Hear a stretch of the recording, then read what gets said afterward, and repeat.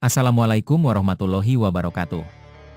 Sahabat Visilmi Media yang dirahmati Allah Subhanahu wa Ta'ala, berikut ini kami sajikan kembali kisah-kisah para sahabat Nabi Shallallahu Alaihi Wasallam. Beliau adalah Adi bin Hatim At-Ta'i, seseorang yang sangat membenci dan memusuhi Rasulullah, yang kemudian berubah menjadi pengikut setianya. Rasul berkata tentangnya, "Engkau beriman dikala orang-orang menolak, engkau mengetahui dikala orang-orang ingkar, engkau menepati dikala orang-orang khianat, dan engkau datang dikala orang-orang pergi." Berikut adalah sekilas kisahnya. Adi bin Hatim At-Ta'i. Pada tahun 9 Hijriah ada seorang pemimpin Arab yang memeluk Islam setelah sebelumnya menjauhinya, dan melunak untuk beriman setelah sebelumnya melawan, serta menyatakan ketaatan kepada Rasulullah setelah sebelumnya menentangnya. Dia adalah Adi bin Hatim At-Ta'i, yang keramahan ayahnya menjadi buah bibir orang Arab. Adi mewarisi bakat kepemimpinan dari ayahnya. Dia diberi kekuasaan atas wilayah Ta'i. Dia berhak atas hasil-hasil dan ghanimah yang diperoleh wilayah itu karena kedudukannya sebagai pemimpin tertinggi. Sesudah Rasulullah berdakwah dengan terang-terangan, setelah setiap desa dan kota satu demi satu menyatakan keislaman, Adi melihat bahwa Nabi Shallallahu Alaihi Wasallam dengan dakwahnya akan mampu memegang kepemimpinan umat. Dia cemas kedudukannya tergeser. Itu sebabnya dia memusuhi Rasulullah dengan sengit padahal belum mengenalnya. Itu sebabnya dia membenci Rasulullah sebelum melihat dan menjumpainya. Permusuhannya terhadap Rasulullah, Islam, dan kaum muslimin berlangsung selama 20 tahun, sampai Allah membuka hatinya untuk menerima petunjuk dan kebenaran. Keislaman Adi bin Hatim merupakan kisah yang tak terlupakan.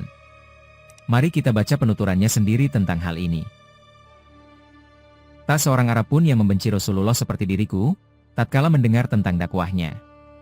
Aku adalah seorang yang terhormat dalam masyarakat.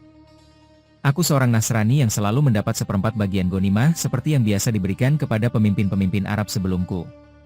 Ketika dakwah Rasulullah meluas sampai di pelosok-pelosok gunung dan lembah, ketika kekuatannya makin kokoh sehingga prajurit-prajurit muslimin tersebar di seluruh jazirah Arab, aku berkata kepada penggembala untaku, "Ayahmu akan selamat. Siapkan untukku beberapa unta betina yang gemuk dan jinak. Tambatkan di samping rumahku. Bila kau dengar pasukan Muhammad telah menginjak wilayah kita, segera beritahu aku." Suatu pagi, penggembalaku datang berlari-lari, "Tuan, laksanakanlah apa yang telah Tuan niatkan bila wilayah kita diinjak oleh pasukan Muhammad sekarang juga." Aku bertanya keheranan, "Mengapa?" "Semoga ibumu kehilangan engkau." Dia menjawab, "Saya melihat panji-panji di sekeliling kota. Saya tanyakan kepada orang-orang, katanya mereka adalah pasukan Muhammad." Aku mendadak sibuk. "Kalau begitu, siapkan unta-unta betina yang kukatakan dulu." Sementara dia mempersiapkan unta, kupanggil anak-anak dan istriku agar bersiap-siap untuk berangkat. Kami harus meninggalkan tempat ini secepatnya, perjalanan terus dipercepat. Kami menuju ke Syam untuk bergabung dengan keluarga-keluarga Nasrani di sana. Kuanggap situasi yang terjadi memaksa keluargaku untuk mengungsi. Di suatu tempat di Najd, yaitu di desa Ta'i, kuperiksa anggota keluargaku. Ternyata saudara perempuanku tidak ada di antara mereka. Sesudah perjalanan yang begitu jauh, tak mungkin aku kembali lagi mencarinya. Maka kuputuskan untuk melanjutkan perjalanan sampai ke Syam. Di sana kami bisa hidup tenang bersama keluarga-keluarga yang seagama. Tentang saudara perempuanku, terjadilah apa yang kuperkirakan. Aku mendapat berita bahwa pasukan kavaleri Muhammad telah menyerbu wilayah kami dan saudara perempuanku ditawan bersama beberapa orang lainnya. Mereka digiring ke Madinah dan ditahan di depan sebuah masjid. Ketika Rasulullah melintas, saudariku menyapa, "Rasulullah, ayahku telah wafat dan penebusku tak kunjung tiba. Maka berilah aku harapan baik, semoga Allah menganugerahkan kebaikan pula atas Anda." Rasulullah bertanya, "Siapa penebusmu itu?" "Adi bin Hatim." Orang yang lari dari Allah dan Rasulnya itu, tandas beliau kemudian berlalu. Keesokan harinya Rasulullah kembali melintasi tempat para tawanan. Saudariku mengulangi kata-katanya kemarin, tetapi Rasulullah juga hanya mengulangi jawabnya. Keesoknya lagi Rasulullah melintas. Saudariku sudah merasa putus asa sehingga tidak berkata apa-apa. Tapi seorang lelaki berkata, "Kejarlah beliau dan cobalah sekali lagi." Maka saudariku memburu Rasulullah dan mencoba bicara, "Rasulullah, ayahku telah wafat dan penebus yang diutus tak kunjung tiba. Berbuat baiklah kepadaku, semoga Allah menganugerahkan kebaikan pula kepada Anda." Beliau menjawab, "Ya, kupenuhi permintaanmu."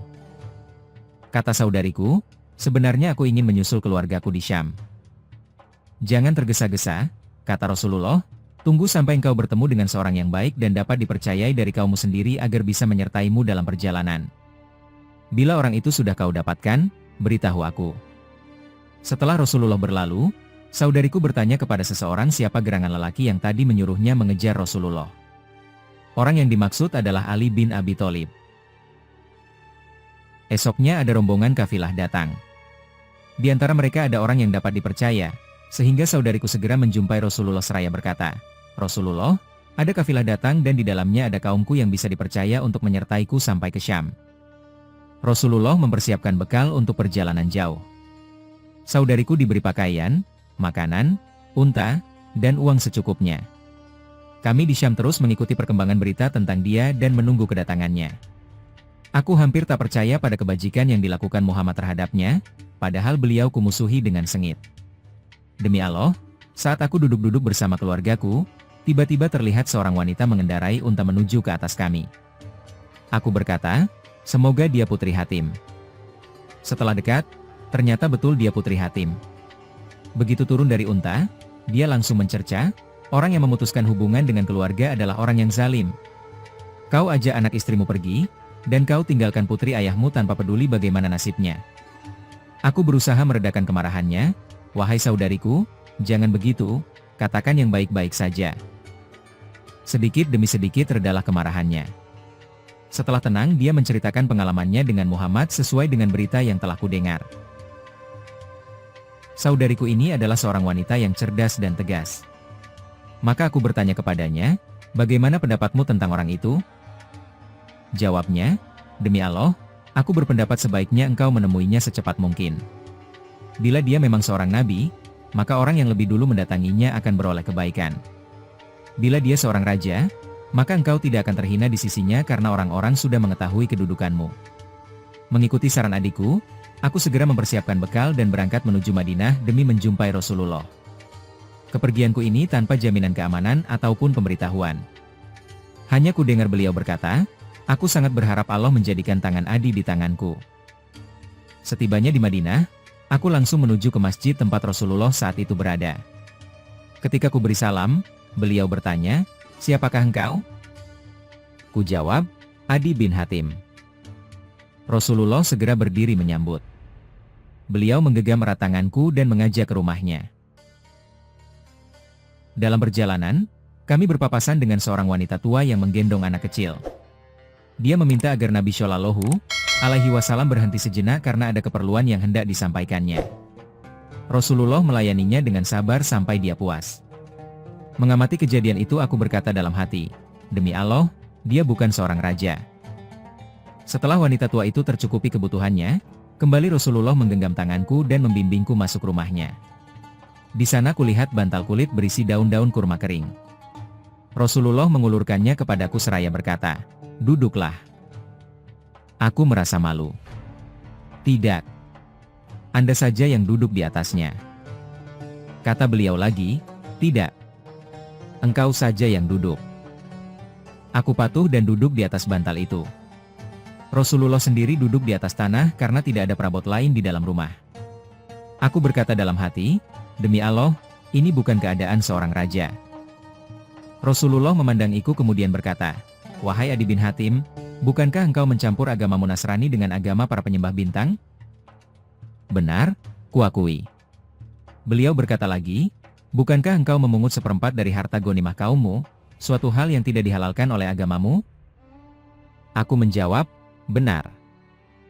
Sekarang aku tahu bahwa beliau memang seorang nabi yang diutus.